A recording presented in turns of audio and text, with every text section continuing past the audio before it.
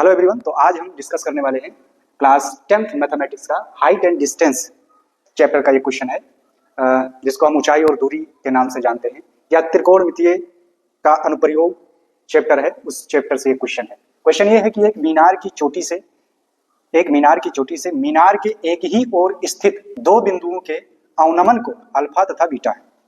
यदि दोनों बिंदुओं के बीच की दूरी p मीटर हो तो सिद्ध कीजिए कि मीनार की ऊंचाई h बराबर p tan alpha into tan beta upon tan alpha minus tan beta है। यानी ये हमको क्या करना है, सिद्ध करना है। क्वेश्चन क्या है, क्वेश्चन के अकॉर्डिंग हम इसको सॉल्व करते हैं। लिखा है एक मीनार की चोटी से, तो एक मीनार बना ले यहाँ पर। चलिए ये हो गया, मान लीजिए कि एक मीनार है। अब इस मीनार की चोटी से, ये हो गया इसका चोटी, ये इसका आधार, ठीक।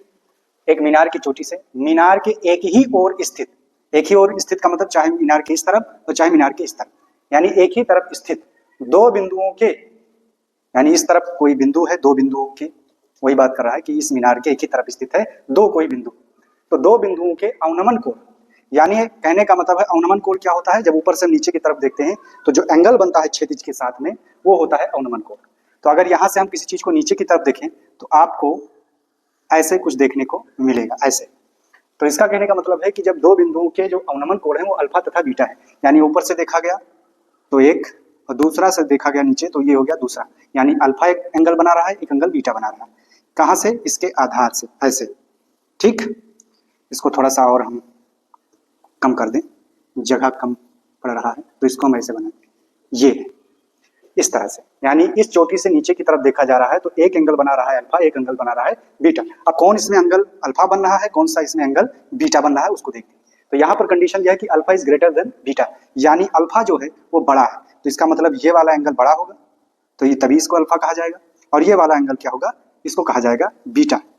अब यहाँ पर हमने अल्फा और बीटा लिखा है, क्यों लिखा है, यहाँ पर ऐसे डायरेक्ट नहीं लिखना चाहिए था, यहाँ एक छेदी जैसे बनाना चाहिए था। यहाँ से हम नीचे की तरफ देख रहे हैं तो यहाँ से ये जो एंगल बन रहा है इसको हम बोलेंगे बीटा, तो ये अगर बीटा है तो ये एंगल भी बीटा होगा। दूसरा एंगल बन रहा है अल्फा, इसका मतलब ये वाला जो एंगल है ये अल्फा है, तो ये वाला अगर अल्फा है तो ये वाला एंगल भी क्या होगा, अल्फा होगा। ओके, इसका नामकरण कर दे, ये पॉइंट है मान लीजिए A B C D. Okay, ये हो गया, दर्शा दिया। यदि दोनों बिंदुओं के बीच की दूरी p मीटर हो, यानी इन दोनों बिंदुओं के बीच की दूरी यदि p मीटर हो, इन्होंने कह दिया कि d और c के बीच की दूरी क्या है, p मीटर है। ओके, p मीटर हो तो सिद्ध कीजिए कि ये इसकी जो ऊंचाई है मीनार की ऊंचाई क्या है, h इन्होंने कहा है, तो मीनार की जो ऊंचाई है h वो इसके बराबर है। ओके, चलिए अब इसको सॉल्व करते हैं, कैसे सॉल्व किया जाएगा। तो इस ट्रायंगल को सॉल्व करने के लिए, यानी इस सॉल्यूशन को, इस प्रश्न को हल करने के लिए हमको क्या करना होगा, इस प्रश्न को हम सॉल्व करते हैं, कैसे सॉल्व किया जाएगा, क्या काम सबसे पहले किया जाएगा। सबसे पहला काम है कि b और c के बीच में हम क्या करेंगे, इस b और c के बीच की दूरी ज्ञात करेंगे। तो यहाँ b और c के बीच की दूरी ज्ञात करेंगे तो यहाँ पर tan अल्फा लगाया जाएगा। सॉल्यूशन में लिखेंगे tan अल्फा, तो tan अल्फा किसके बराबर है, आप tan अल्फा जानते हैं कि लंब बटा आधार होता है, तो इसमें लंब क्या है, h है। ओके, आधार क्या है, BC, ये इसका आधार है, हम इसी का आधार लेंगे, ये इतना दूरी, ये है आपका क्या, BC। ओके, BC हमको पता नहीं है, तो अगर इसका सॉल्यूशन किया जाए तो BC किसके बराबर होगा, तो BC होगा h अपॉन tan अल्फा की। ओके, tan अल्फा की, इसको मान लीजिए समीकरण फर्स्ट, यानी हमने किस ट्रायंगल में लगाया है, ट्रायंगल ABC, यहाँ पर लिख देंगे ट्रायंगल ABC में हमने ऐसा किया है, ट्रायंगल ABC, तो tan अल्फा निकल के आया है h अपॉन BC और BC बराबर h अपॉन tan अल्फा, ठीक। ये है BC। ओके, BC हमको पता चलेगा कि h अपॉन tan अल्फा है।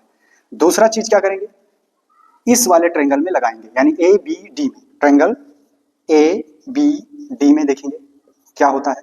तो यहाँ पर tan बीटा ले लीजिए, तो tan बीटा किसके बराबर, चलिए उसको देखते हैं। tan बीटा ये भी लंब बटा आधार होगा, तो इसके हिसाब से लंब ये होगा h। ओके, आधार क्या होगा, आधार ये आधार है यहाँ से लेके यहाँ तक, यानी DC प्लस CB, ये इसका आधार होगा। तो क्या होगा, यानी DC है आपका P प्लस CB कितना है, CB कितना है, यानी BC कितना है, BC आप यहाँ पर निकाल चुके हैं, ये होगा BC, यानी कुल मिलाकर h upon P plus h by tan alpha, h by tan alpha, ऐसा इसको लिख सकते हैं। ओके, ये दूसरा समीकरण। अब उसके बाद में क्या करेंगे, अब इसी को हम क्या करेंगे, सॉल्व कर देंगे, इसी को सॉल्व करेंगे और हमारा सिद्ध हो जाएगा।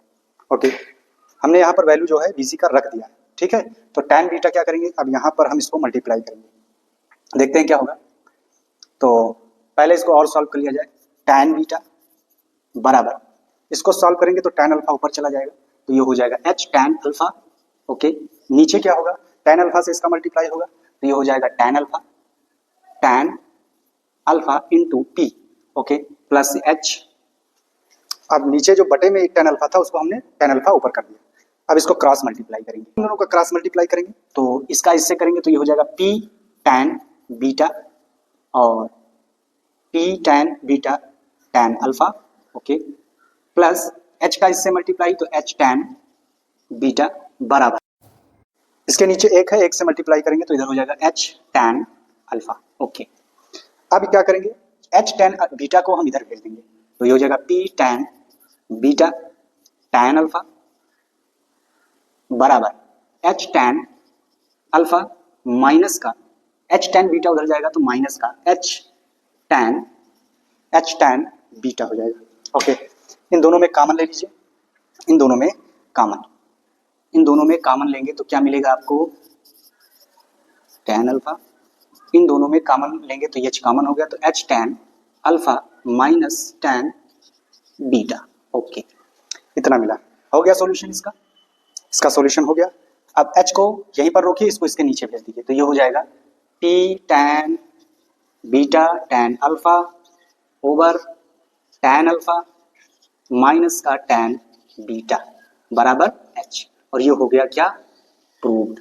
ये है इसका सॉल्यूशन। इस तरह से हम इसको क्या करेंगे, सॉल्यूशन करेंगे। देखिए यहाँ पर आ गया, इधर लिखा है h, तो h इधर भी आ सकता है, कोई दिक्कत नहीं।